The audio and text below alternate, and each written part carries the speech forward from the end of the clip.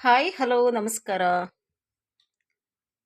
ಮತ್ತೊಮ್ಮೆ ವಿಶ್ವಬಂಧು ಜಯಶ್ರೀ ಯೂಟ್ಯೂಬ್ ಚಾನಲ್ಗೆ ಎಂದಿನಂತೆ ತಮಗೆ ಆದರದ ಸ್ವಾಗತ ಮತ್ತು ಸುಸ್ವಾಗತ. ಇವತ್ತು ನಾನು ಒಂದು ರೆಸಿಪಿ ಮಾಡಿದ್ದೀನಿ. ಆ, ಮಾಡುವಾಗ ನಾನು ತೋರಿಸ್ಲಿಲ್ಲ. ಮಾಡಿದ ಮೇಲೆ ನೋಡೋಣ ಅಂತೇಳಿ. ಏನಂದರೆ ಇದು ಇವತ್ತು ಜೋಳದ ಹಿಟ್ಟಿನ ಮುದ್ದೆ ಮಾಡಿದ್ದೀವಿ.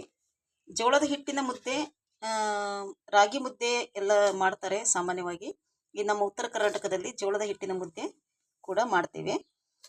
ಇಷ್ಟು ನಾವು ಒಂದು ಇಬ್ಬರಿಗಾಗಷ್ಟು ಮಾಡಿದ್ದೀನಿ. ಮತ್ತು ಅದೇ ರೀತಿ ಈ ಸೊಪ್ಪು, ಈ ಸೊಪ್ಪಿನ ಪಲ್ಯ ಏನಂತಂದರೆ ಇದರಲ್ಲಿ ಒಂದು 3-4 ಥರದ ಸೊಪ್ಪಿನ ಪಲ್ಯ ಇದೆ.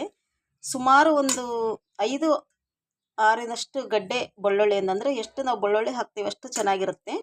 ಇದು ತೊಳೆದ್ಬಿಟ್ಟು ಕ್ಲೀನಾಗಿ ಆರಿಸಿ ಎಣ್ಣೆಯಲ್ಲೇ ತಾಳಿಸಿರುವಂಥದ್ದು.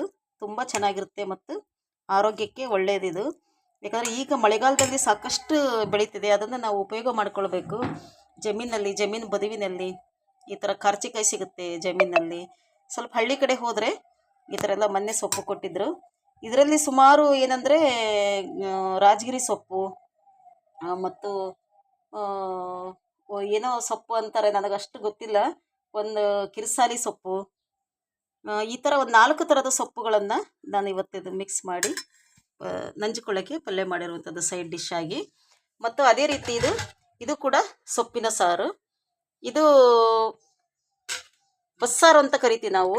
ಇದು ಎಲ್ಲ ಸೊಪ್ಪುಗಳನ್ನು ಹಾಕಿ ಅದೇ ಥರ ಇದಕ್ಕೆಲ್ಲ ಇಂಗ್ರೀಡಿಯೆಂಟ್ಸ್ ಏನು ಬೇಕೋ ಅದಕ್ಕೆಲ್ಲ ಹಾಕಿ ತುಂಬ ಚೆನ್ನಾಗಿರುತ್ತೆ ಊಟ ಮಾಡಲಿಕ್ಕೆ ಈ ಮುದ್ದೆ. ಮತ್ತು ಅದಕ್ಕೆ ದಿನಾಲೂ ರೊಟ್ಟಿ ಮಾಡಿ ತಿನ್ನೋದೇನಂತ ಇವತ್ತು ಮುದ್ದೆ ಮಾಡಿ ಮತ್ತು ಸಾರು ಮಾಡಿ ಇದನ್ನು ಪಲ್ಯ ಮಾಡಿರುವಂಥದ್ದು.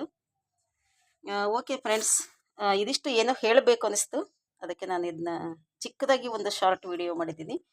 Thank you for watching.